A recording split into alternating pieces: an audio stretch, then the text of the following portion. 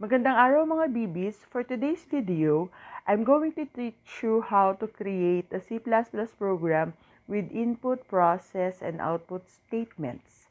Let's have the problem first so that we will know kung ano yung dapat nating gawing code. So, let's have this problem. Create a C++ program that will compute and display the total price, the discount, and the discounted price of the items bought in a store which offers a 20% discount. The input will be the number of items and the price of each item. So, let's now open the CXX Droid app. So, katulad nung sinabi ko nga dun sa mga nauunang video natin, we have to erase all the things that you are seeing on your screen so that you can start from scratch. And then we will be proceeding to the typing of our inclusion of header files. So we will type number include space less than the header file IO stream greater than. And then tap enter. Next, we will type number include space less than cstdlib and then greater than. Since wala na tayong ibang header file na i-include, we can tap the enter key twice. Okay, so now let's type using space, namespace, space, std. And let's not forget the semicolon.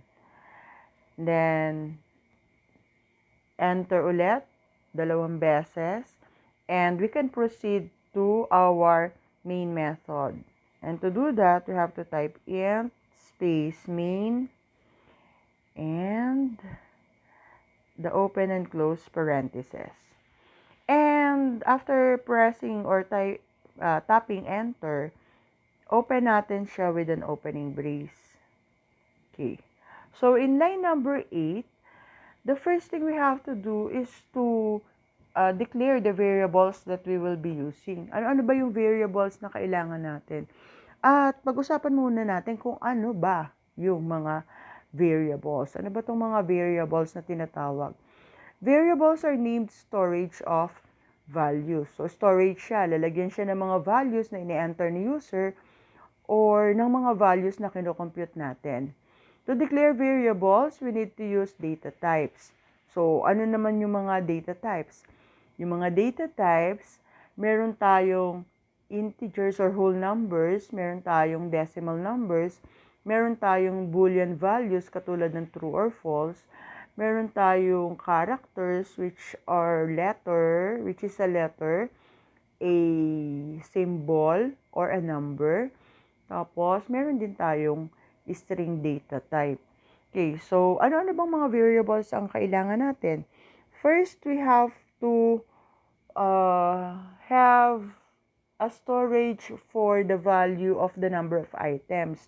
Dapat malaman natin yung number of items which will come from the users as said in the problem. And we also need the price per item. Okay? Tapos nun, kukumputin natin, yun yung manggagaling dun sa sa user. And then we will be computing for the total price, the discount and the discounted price. Dapat meron din tayong lalagyan ng 20% discount natin. So, for whole numbers na ipapasok natin, kailangan natin ng data type na int. You can also use long or short. Tapos, meron pang isa, byte. Okay. Mamimili lang kayo dun sa apat na yan. Ang difference lang naman yan is the capacity. No? Kung gaano kalaking data ang pwede niyang store. So, for now, let's use int. Para sa declaration ng number of items, gamitin natin yung NOI as the variable name. Tapos, para naman sa variable na lalagyan natin ng price per item, so PPI. And then, yung total price. So, pwede natin gamitin total P for total price. Tapos, let's have the semicolon there. Now, for the remaining variables, since kapag kinumpute mo siya, magkakaroon na siya ng decimal number, magiging decimal numbers na sila. Okay, so we will be using either a float or a double. So, double or pwede rin naman a float. Katulad nung apat kanina na int, long, short, byte. Okay, itong double at float, pareho lang din silang mag-i-store ng decimal numbers. Okay, ang magiging difference lang nga ay yung capacity. Kung gaano kalaking data yung pwede nilang store. So, in this code or in this program, let's use double. Erase natin si float. So, ano-ano ba yung mga variables na kailangan nating i-declare as double? First thing on the list is the discount rate. Let's use DR, which has a given value of 20%. And yung 20% is equivalent to 0.2.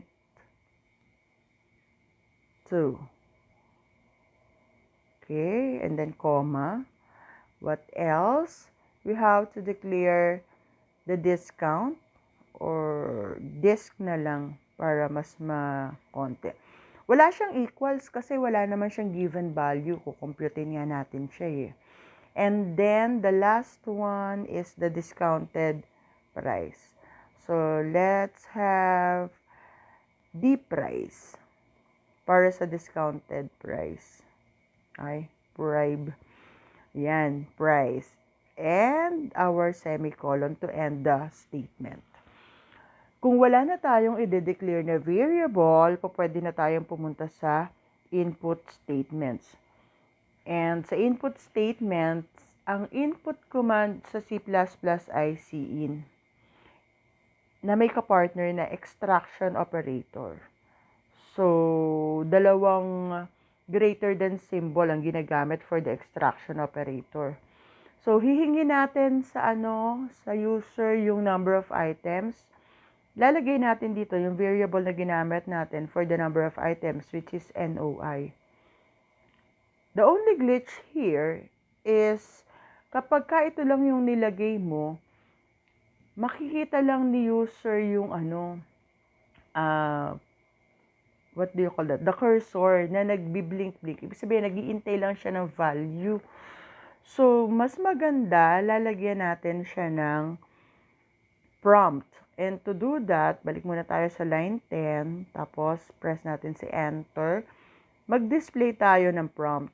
So, to display, or para magkaroon tayo ng prompt, kailangan natin ng command na cout. At ang cout, ang partner niya naman ay yung dalawang less than, which is read as insertion operator. So, after that, lagyan natin ng quote. Okay?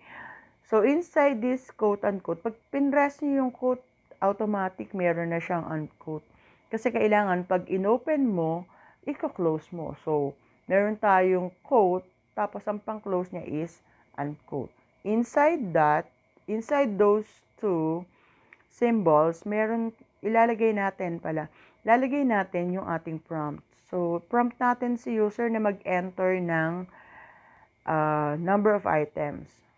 Type natin, enter the number of items. Sa dulo ng prompt mo, lagyan mo ng colon. Para aware si user na nag-iintay tayo ng value. Tapos space, at saka pa lang yung unquote. And then, end natin siya ulit with a semicolon. Okay. Tapos, isunod natin yung cin, extraction operator, NOI. Para yung value na i-enter ni user, ipapasok niya dun sa variable na NOI para sa number of items. Ano pa yung kailangan nating hingin kay user? The price of each item. Okay, so mag-prompt ulit tayo. Cout, insertion operator, quote. Okay, so tingnan natin ang prompt. Enter the dragon. Enter the price per item. Yan. Tapos lagyan ulit natin siya ng colon at saka space. And sa kabila nung unquote, lagyan naman natin ng semicolon. Okay? So, ipaprompt na si user. Pag nag-enter ng value si user, dapat may lalagyan siya. At ipalagay natin siya doon sa PPI na variable. So, we have cin, extraction operator, and then the variable name, which is PPI, ended by a semicolon. Kung wala na tayong hihingin kay user, we can tap enter twice para meron namang separation per item. Itong ginagawa nating code. Para rin mas madali yung structure ng program. Okay, so after the input statements, pwede na tayong pumunta dun sa mga processes na gagawin natin. Ano ba yung mga processes?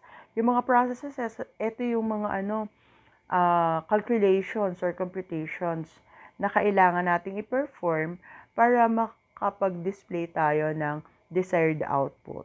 So, first on the list is the total price. Ang total price natin ay total P ang variable na ginamit. So, total tapos capital P. And the formula for that, to get the total price or total P, is number of items, NOI, asterisk, okay, the price per item, which is PPI, and semicolon. Then we have to tap enter. Next, we have to compute for the discount. Magkano ba yung madi-discount ni buyer or ni customer? So, this is equal to the total price, so total P, times the discount rate, which is, so let's use asterisk, space, and then the discount rate, which is DR, then semicolon again. Okay, press enter. And then the last one is the discounted price. Ang ginamit nating variable for that is D price, capital yung P. And it is equal to, so we have the total price or total P minus the discount. Okay, semicolon. And then, finish na tayo sa computations, kaya dalawang enter na ulit ang itatap natin. Next, let's go to the output. According to the problem, we have to display the total price, the discount, and the discounted price. Kaya, let's start with cout, insertion operator, and then, wag naman yung agad, yung value agad yung ipiprint mo. Title ka dyan, total P. Okay. So, pagka ganyan kasi, value lang yung mapiprint. So, ang gagawin natin, lalagyan muna natin siya ng description, which is a literal string. At kaya sinabing literal, nasa loob siya ng quote-unquote at literal na mapiprint kung ano man yung itsura niya. Okay, so anything inside the quote-unquote symbols will be printed on the screen as is. Lagyan natin ng description. This is, the total price is, ano ba naman yung title na to? Ayaw lumubay. Okay, the total price is space. Lagyan natin ng space. Bakit natin lalagyan ng space dyan before mag-unquote? Para yung value ng total price, hindi siya didikit dun sa S. Okay, meron siyang space dapat. Tapos, ilabas natin dun sa unquote. Then, lagyan natin ng insertion operator again. And then, yung variable ng total price, which is total P. Tapos, tas nating bagya para makita nyo. And then, another insertion operator here. Lagyan natin siya ng end line. Para nun, yung susunod nating ipiprint, sa next line na siya mapunta. Okay, so let's print the second one. See out. Then the insertion operator. Let's have the code para may description. Ano ba yung susunod natin? We are going to print the discount. So, let's type the discount. Count is, o yan. Huwag kayong mag-alala dun sa wrong spelling, ano. Okay lang yan, tatanggapin niya ni C++ compiler kasi ni si XX Droid natin. Kasi literal string nga siya. Mapiprint lang siya as is. So, the discount is, unquote, space muna pala. The discount is space, unquote, and then insertion operator ulit. And the variable for the discount is DISC. So, let's type DISC. And another insertion operator. And another end line here. Okay. At huwag kalilimutan, syempre, don't forget the semicolon to end your statement. Okay, in line 22, we will be displaying the discounted price. So, see out ulit tayo.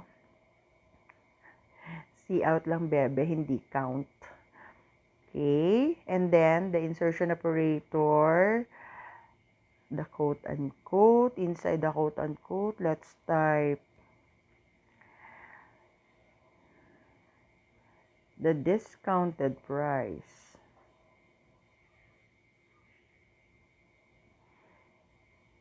Haha, the discounted price is space. And then, again, doon ka sa right side nung unquote, and then you type the insertion operator and the variable used for discounted price, which is the price. Tapos, lagyan ulit natin ng end line para lang mas masaya. Dalawahin natin. Another insertion operator and another end line. Okay.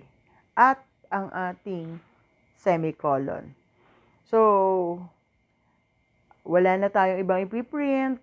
Dalawang enter ulit tayo. Okay, so next, we can end this program by typing return space. Sabi ko nga sa inyo, gusto ko yung exit underscore success. Para, ibig sabihin, napagtagumpayan ko tong pagpo-program ko na to. And, let's bring back the cursor dun sa may bandang kaliwa. Ay, sumobra. Sorry, yan. Para nang nun, makatapat siya nung opening brace natin na nasa line 7. Kasi i-close niya yon with a closing brace. Yan. Tingnan nyo. Kino-close siya. Okay. So, that's it. That's the whole program. And tingnan natin kung ano yung output niya, screen output. So, we tap the run button, yung arrow, yung right arrow head kanina. And eto, lumabas na yung ating first prompt. We have enter the number of items, tapos may space. Okay, so mag-enter tayo. Let's say 2, enter. And then, the second prompt will appear. Yung 2 na yon, mapupunta yon sa variable na NOI. Tapos, enter the price per item. Let's say 50. So, 50 times 2, pag nag-compute yan do sa mga processes natin, that will be 100. Tapos, the discount will be total P times the DR. DR is the discount rate, which is 0.2. Okay. So, 0.2 ng 100 is 20. So, that will be the discount. And then, the discounted price should be 80. Kasi 100 yung total price minus yung discount na 20. So, dapat 80 siya. Tingnan natin kung yun ang lalabas. Yun. The total price is 100. The discount is 20. The discounted price is 80. So, program finished. Ibig sabihin, tagumpay tayo. That's all mga BBs. Sana ay may natutunan kayo. I hope na may natutunan kayo for today. So, good night, good day, good afternoon, and keep safe. Bye!